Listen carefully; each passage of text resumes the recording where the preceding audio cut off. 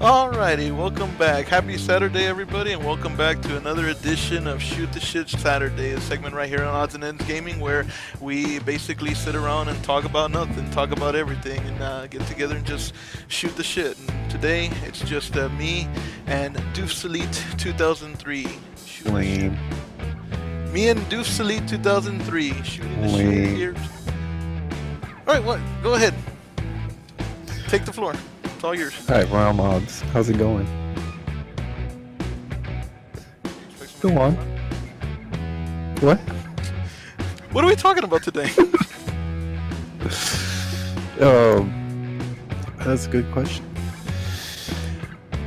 I would actually like to start us out, if I can, with something, and I do want to get into some gaming news and stuff a little bit later on, but I want to start off with something a little bit different than what we've been talking about in the past. I know that the past couple of weeks we've talked about trailers and movies, and video games and whatnot, and I kind of feel like this segment can be about all of that, but also a bit about a platform to kind of talk about certain things. And I just want to, even if it's just briefly, I want to touch on this, and that is, stop messaging me, stupid shit. That sound that you heard was the doof messaging me, stupid shit. Literally.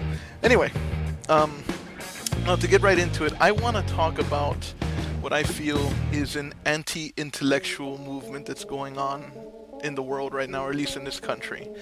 And I don't want to feel like I'm preaching, but I feel like people need to really just grow the hell up and stop being stupid.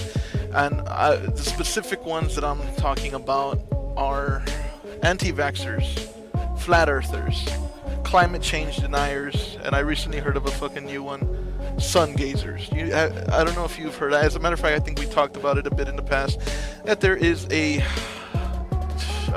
class of people out there that believe that staring into the sun, or at least absorbing the sun or something, actually has a lot of health properties and stuff like that. And I'm just kind of like, stop being stupid. Really, sum it up. I'm gonna sum it up. Just stop being stupid.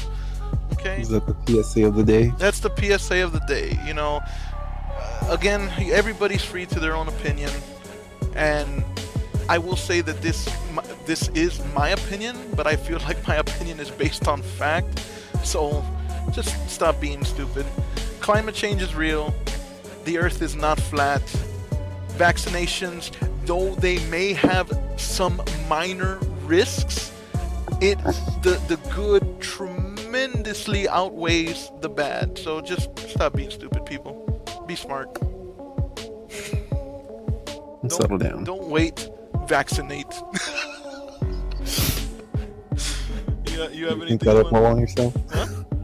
Do you think that all up by yourself? I just came up with it right now, right off the stiff red cuff.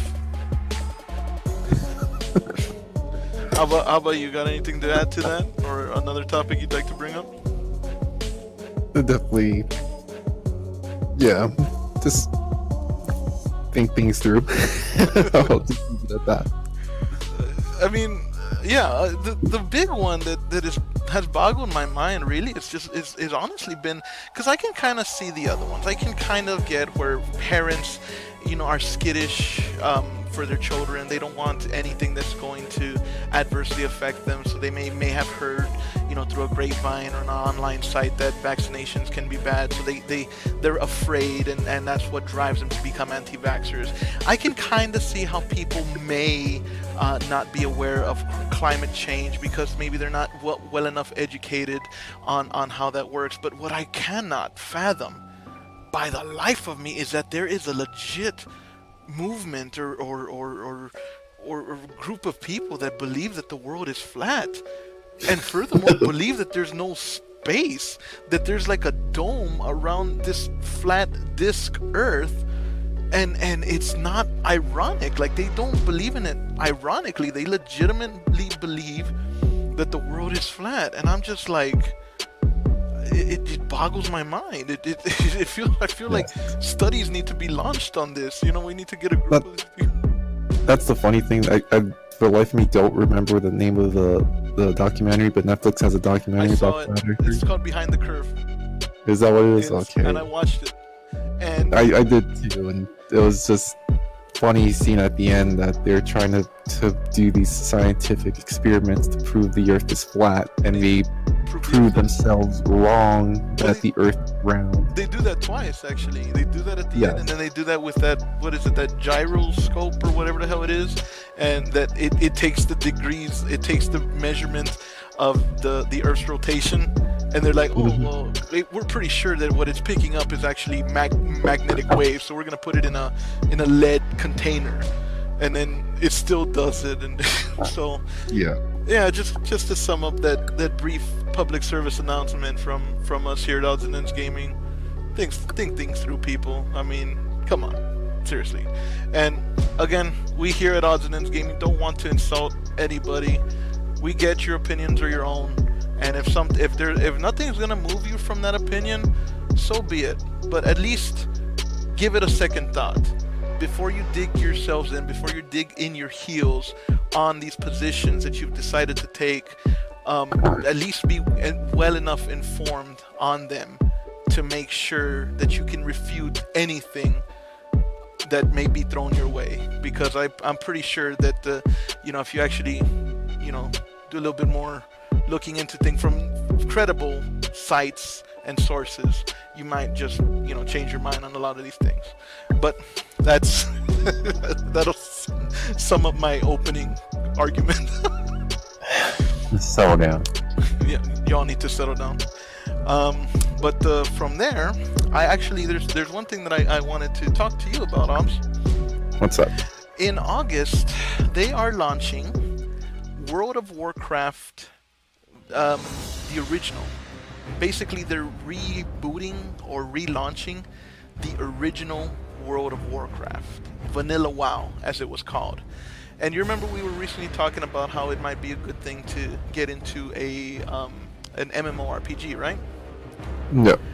I think that it would be good for us to get into it when the time comes and they release the original WoW.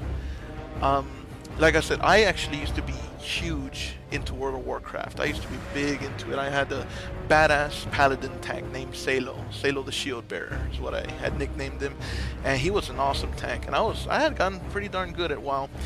And honestly, the fact that I never got to play that game with you really sucks, because I think we would have made a good team.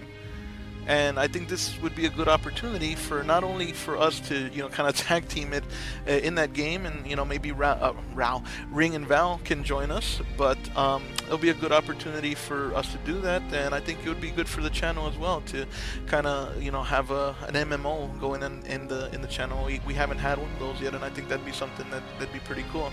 Would that be something you'd be interested in? Yeah. I've never played any of those games before, so it would be somewhat out of my realm, but something that I'd be open to.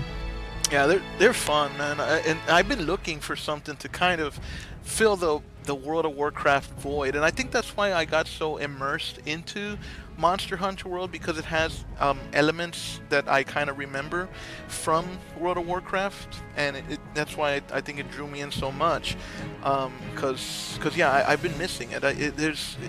There's such an online presence with World of Warcraft. The name of the game really does say it all. It's an entire world. You go into major cities and you're suddenly met with all these random people, and they're actual players, they're actual people, and that's an experience that I haven't really managed to replicate in other games that I've played. So I was thinking about it, I'm like, yeah, you know what? They say you can't go home again, but I'm thinking when the time comes, I would definitely like to go back into World of Warcraft. If nothing else, just to kind of get my feet wet with it, and see how it's changed, or how much they're gonna keep it back to the original. Because again, I actually used to play World of Warcraft during Vanilla WoW. I played from and I know you won't know what these are, but any World of Warcraft players will. I played from Vanilla WoW all the way until the start of Cataclysm. I essentially retired from World of Warcraft when Cataclysm came out. But yeah, I think that'd be something good to get into in the future, and something that we could definitely do and enjoy. Yeah, it'd be worth to give it a try. Like I said, something that be out of my room. Not I wouldn't say out of my comfort zone, but it's something I haven't tried before. So maybe also trying to give it a try. It's immensely more fun when you have somebody to level up with and somebody to play with. You know, if you're doing it on your own, it can get tedious. But if you're doing it with a group or with a partner, it's a lot of fun. It really is. Mm-hmm. So what else you got? I am in eager anticipation for the new Godzilla film. You know what? I just purchased. I just recently purchased a digital copy of both Godzilla 2014 and Kong Skull Island. I'm a huge Godzilla lover, but I have not seen those movies yet. Just mainly because of time constraints. I just haven't gotten around to it. But I decided, you know what? I know that the new Godzilla movie is coming out at the end of this month. It was like the 24th of May or something like that. Somewhere around there, yeah. And I would love to go see it myself. So I decided, you know what? I'm gonna download digital copies and watch them. So I actually went online, purchased a digital copy, and I'm gonna check them out as soon as I have time. Yeah, get on it, man. You gotta get caught up in the Godzilla universe. This is the only two I've missed, right? That at least as far as the MonsterVerse goes, those are the Correct. two leading up to this one. And the new Godzilla, if I'm not mistaken, it's got Godzilla, Ghidra, Rodan, Mothra. Is there somebody else? Who am I missing? Those are the core ones that they are talking about so far, but the last trailer they said that there are 17, I believe, monsters. So it'll be interesting. They're gonna have the fucking smog monster. They're gonna have Jet Jaguar. Yeah. Fucking Biollante. Fucking Space Godzilla. Smog monster. Yeah, fucking. Which one was the sea monster? The fucking giant crab. Wasn't there a fucking what the fuck? What's the name of that one that he fought alongside? It was one of the older, like from the 70s. Godzilla teamed up with Jet Jaguar, you know, that Ultraman type, you know, robot, and he fought Gigan and another one. What the fuck was the name of the other one? I can't remember the name of it, but man, I grew up on those movies. So here's a question for you. Out of the classic Godzilla movies, what's your all-time favorite classic Godzilla movie? Oh, dude, I don't know. I remember just watching them as a kid, sitting on the floor watching the various ones. The ones that stick out to me the most was the tag team one that you were talking about. That one isn't really. That one sticks out the most, and then I remember the smog monster. Smog monster. So, for anybody who watches or follows our channel, there's one who we've come to kind of know him as our channel mascot. His name's Mr. Michael Coffey, and we actually were talking a little bit on the phone, and we were talking about Godzilla ourselves. And one of the movies that I have a very fond memory of growing up, because it was probably one of the first Godzilla movies that I ever saw, was King Kong versus Godzilla. Or Godzilla versus King Kong, however it's titled.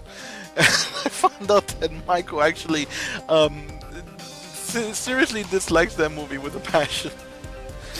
Like, he thinks it's ridiculous that King Kong not only stood a chance and gave Godzilla a fight, but that he essentially won in that film, because he's like, so you're telling me that a giant radioactive Tyrannosaurus Rex that breathes fucking nuclear fire would have fucking problems with Donkey Kong? That's what you're telling me. And he's like, get the fuck out of here with that. So he apparently, because we were talking about that they had already announced the new movie that's coming out after Godzilla King of the Monsters, and that it's already Godzilla versus King Kong. And we were talking about that, and he's like, if that fight is not over in less than 5 minutes, I'm gonna walk out of the theater or something like that. because he apparently hated the original. I started telling him, well, remember when I guess to make him a match for Godzilla, they fucking give King Kong electrical powers. Yeah. He was suddenly able to channel lightning through his hands. Like, what the I don't remember King Kong in the, classic black and white Kong movies be able to channel fucking lightning and electricity. Although I suppose for the sake of the movie, it's probably not the same King Kong. But yeah, I mean, I'm definitely looking forward to the King of the Monsters. It does look really cool. The newest trailer looked really cool. They did a really good job on that one. Yes. And counting down the days, man. Awesome. So, quick question for you. Speaking of Mike, because he actually posed a question for me that I had to think about a little bit, but I have an answer, so I kind of want to hear if you'd have like an answer pretty quick, or if it's something you'd have to think about. But he asked me a question, and I'd like to kind of pose that question to you. The question he asked me was, if you had to name a game that was like really popular and really beloved, that pretty much everybody who's played it likes, or it's like, revered or has accolades or blah blah blah, but you've played it and you didn't like it, like what game would you go against popular opinion and say, like, you know what, I've played it and I get that it's popular, but I didn't care for it? And it took me a moment to think of it, but I kind of got it. He told me his was the Metal Gear series. Apparently, and I didn't know this, he doesn't much care for the Metal Gear series. He thinks they're very over the top, and he just, he says they're fun games, but he doesn't think they're worth the accolades and the reverence that the series gets. But how about you? Any thoughts on that?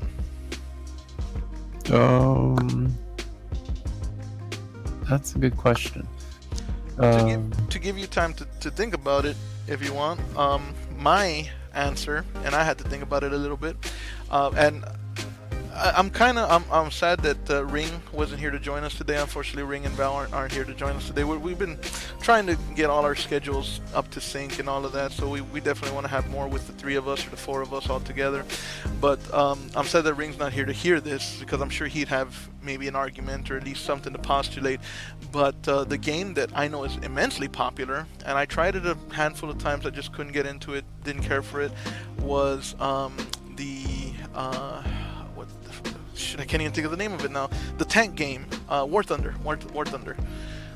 I just couldn't get into it, and I know it's a real popular game. It's got I'm sure millions, if not hundreds of thousands of players, and real popular. I know it's huge, but I played it a handful of times, and I just couldn't get into it. So, I mean, that one was mine. Any ideas on what yours might be? I guess for me, it's not necessarily a game, but I would say the genre right now is just the battle royale games. Well, you didn't like our Apex Legends fucking session, man?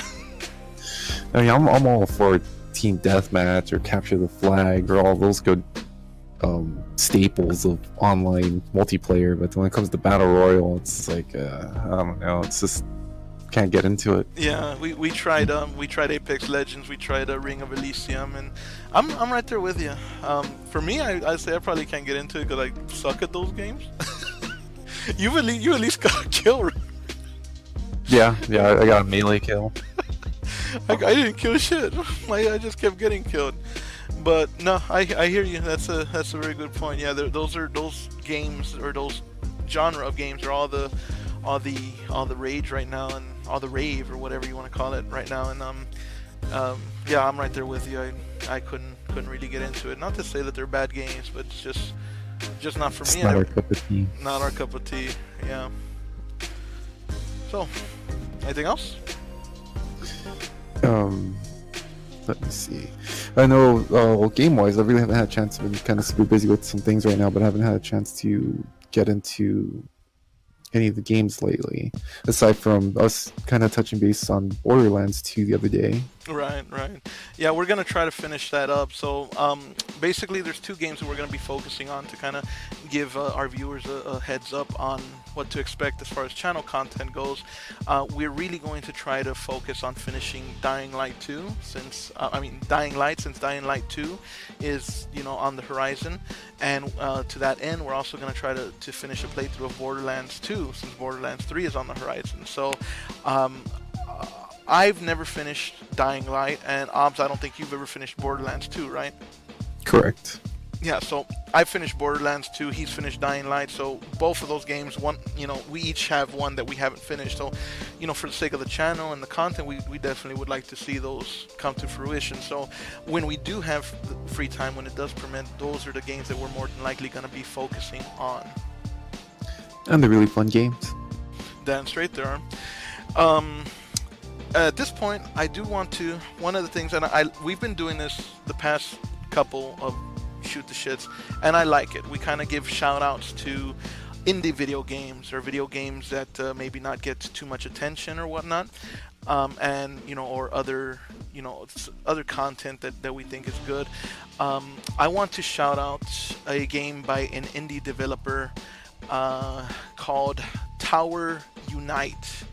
This is an indie game, but you get a lot for the price. It was on special not too long ago for $6. It is right now on Steam for $14.99. It is by a developer known as Pixel Tail Games, and even at $14.99 you get a lot. It is basically, what's the best way to put it? It's a party game. You have a lot of mini games in the game.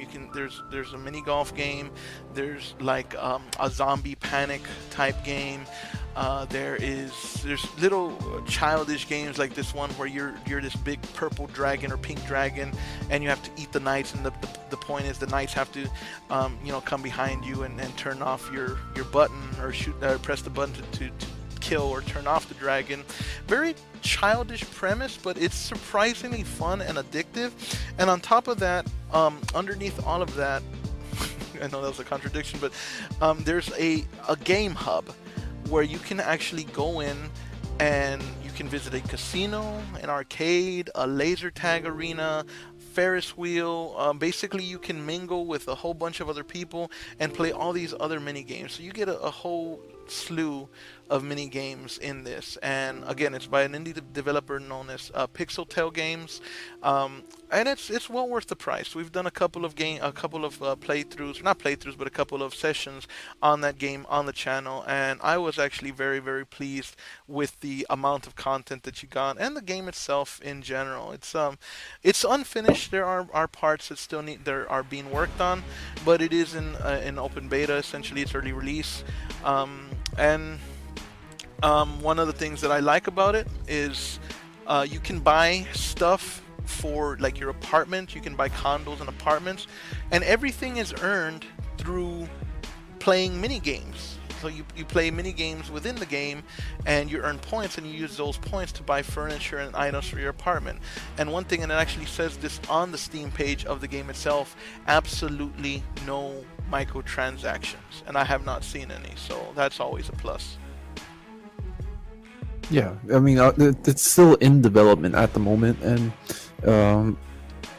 I know it's late to the party the last time, but the last time we played together, I had a lot of fun. I enjoyed it, and it looks like they're still working on it. It looks like there's gonna be much more added to it as it goes along, but I enjoyed it. As I said before, and I'll say it again, that it reminded me a lot of PlayStation Home back on the PS3 days. That obviously it's not really being supported, and the PlayStation Home has been long discontinued, but it seems like it's kind of like the same model. That's kind of the template, I guess, that's being used for this. So it's pretty cool. It's I like it.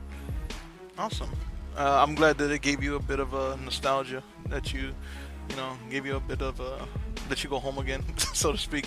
Yeah, you mentioned that before, and I've never had played the PlayStation Home, but that's actually pretty cool. Yes. So I'm curious what new features they add to it. Cool. So I actually have just one last thing to bring up, but I'll let you have the floor, so to speak, if you have anything else that you want to say before we wrap things up. I did see that there was a new Ghost Recon game coming out, another Tom Clancy game, and it's pretty cool. If you haven't seen the trailer yet, I highly suggest you look it up on YouTube. It's gonna be kind of a follow-up in the, I guess, Ghost Recon.